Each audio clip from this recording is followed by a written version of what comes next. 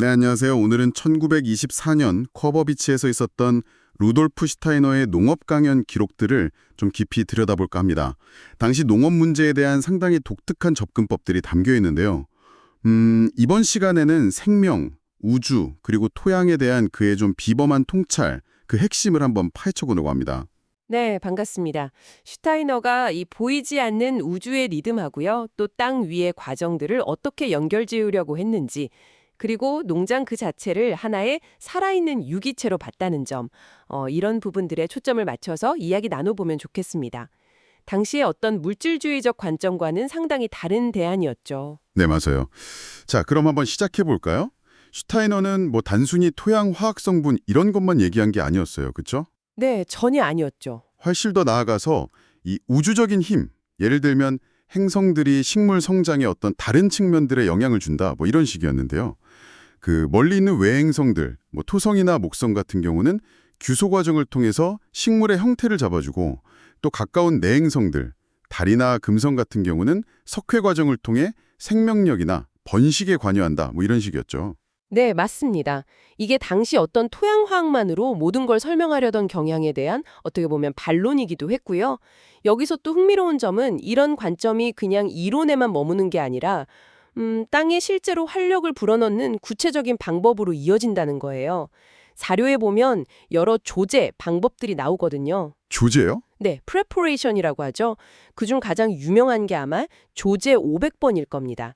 솥불에 솥똥을 채워서 가을에 땅에 묻었다가 봄에 꺼내 쓰는 방식이죠. 료를 보면요. 슈타이너는 소, 특히 뿔이 있는 소가 소화 과정에서 굉장히 강한 생명력을 발휘한다고 봤어요.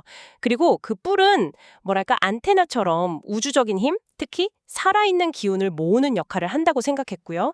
겨울 동안 땅 속에서 이 뿔이 그 응축된 힘을 소똥에 전달한다. 뭐 이런 개념이었죠. 아, 그렇군요. 네, 그렇게 만들어진 조제를 아주 소량만 정말 한 줌 정도를 물에 희석해요.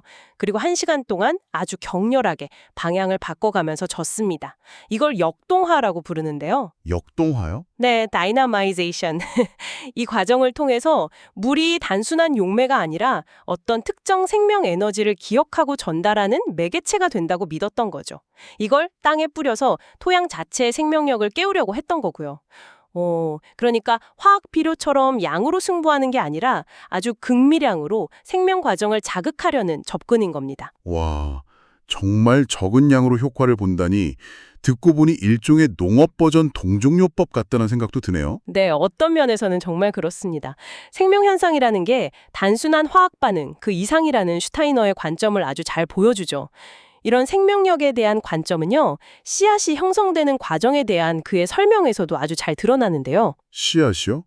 그건 또 어떻게 봤나요? 그는 씨앗 형성을 그냥 기존 설계도를 복제하는 걸로 보지 않았어요. 오히려 기존의 물질 구조가 거의 혼돈 상태, 그러니까 액체처럼 형태가 없는 상태로 녹아내린다고 봤습니다. 그리고 그 비어있는 가능성의 공간 속으로 주변 우주 전체에 어떤 원형적인 힘이 들어와서 새로운 생명의 틀을 각인시킨다. 이렇게 묘사했죠. 혼돈 속으로 우주가 각인된다. 와, 정말 상상력이 풍부한데요. 기존 관점하고는 완전히 다른 시각이네요. 그렇죠. 마치 우주가 작은 씨앗 하나에 자신의 청사진을 새겨넣는 것 같다고 할까요? 씨앗 하나가 잠재적으로 우주 전체를 담고 있다는 정말 심오한 관점이죠. 와, 정말 놀랍습니다.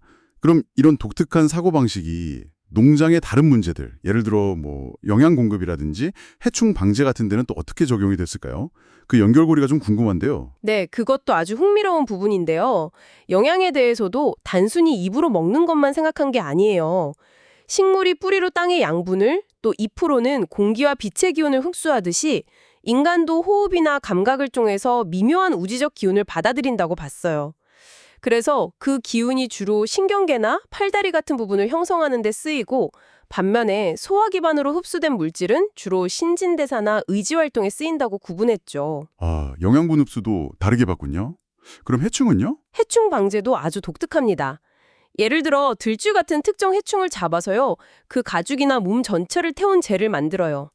그리고 특정 행성 배열 시기, 예를 들면 금성이 정갈자리에 있을 때 그 젤을 밭에 뿌리는 페퍼, 방식을 제안했습니다. 재를 뿌린다고요? 즉 고유의 생명력, 특히 번식력을 우주적인 리듬과 재의 힘을 이용해서 약화시키려는 그런 시도로 볼 수 있습니다.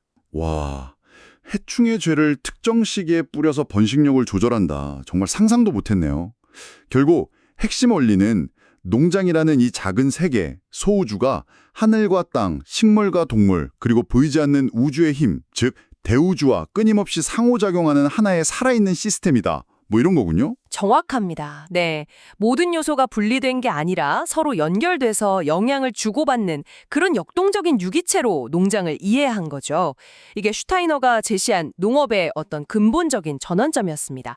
이 자료들 전반에 걸쳐서 그 관점이 계속 녹아 있어요. 농장을 단순히 생산 공간이 아니라 땅과 우주가 만나는 어떤 역동적인 무대로 보는 관점. 오늘 슈타이너의 강연 기록 덕분에 정말 많은 생각을 하게 되네요. 우리가 알던 농업과는 정말 다른 차원의 이야기였던 것 같습니다. 네, 그렇죠. 그래서 마지막으로 청취자분들께 이런 질문을 한번 던져보고 싶습니다. 슈타이너의 말처럼 만약 아주 작은 씨앗 하나가 형성되는 그 혼돈의 순간에 우주 전체의 정보와 힘을 반영할 수 있다면, 그렇다면 우리가 일상에서 마주하는 다른 생명 현상들, 아주 작고 사소해 보이는 과정들 속에는 이 광활한 우주와 또 어떤 숨겨진 연결고리들이 더 존재하고 있을까요?